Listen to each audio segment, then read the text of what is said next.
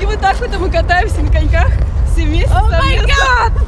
Предыстория этих кадров достаточно проста. Из-за плотного графика последний раз на коньках Эльмира стояла несколько лет назад. В принципе, как и все остальные участники съемки. Плюс ветер, и вот уже устойчивым остался только штатив. Пойти на каток решили спонтанно, во время разговора о гастролях. Первые сольные, наверное, поэтому так много значит для Эльмиры. Самое страшное, во-первых, это все впервые. Я не знаю, как проходит сольный концерт. Одно дело, ты работаешь где-то, даешь выступление где-то там на дне города, но это немножечко другая история. Сольный концерт — это все-таки есть, когда ты впускаешь в дом, в свой дом, в свои каменные стены новых людей.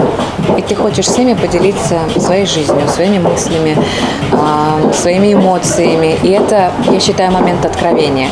Тур начнется практически ровно через месяц. Кстати, символично для певицы с родного Нижнекамска. А на выступление в Казани приедут и другие участники проекта «Голос». Разумеется, Дина Гарипова. С ней во время телеверсии Эльмира больше всех и общалась. Но и кроме нее Анастасия Спиридонова и Маргарита Позаян. Дружба с ними началась уже после закулисных съемок. И только творческой поддержкой она не заканчивается. Совместно с одной из участниц Эльмира недавно съездила в строительный магазин. Слушай, есть большой багажник?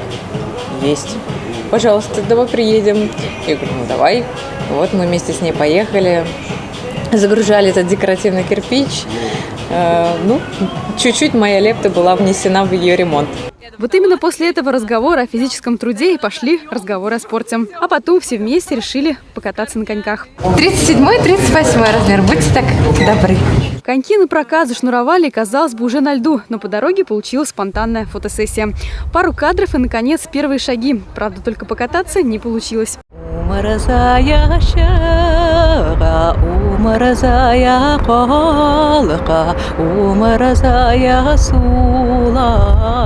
Петь на льду скоро станет привычным. Недавно она участвовала в шоу Ильи Авербуха.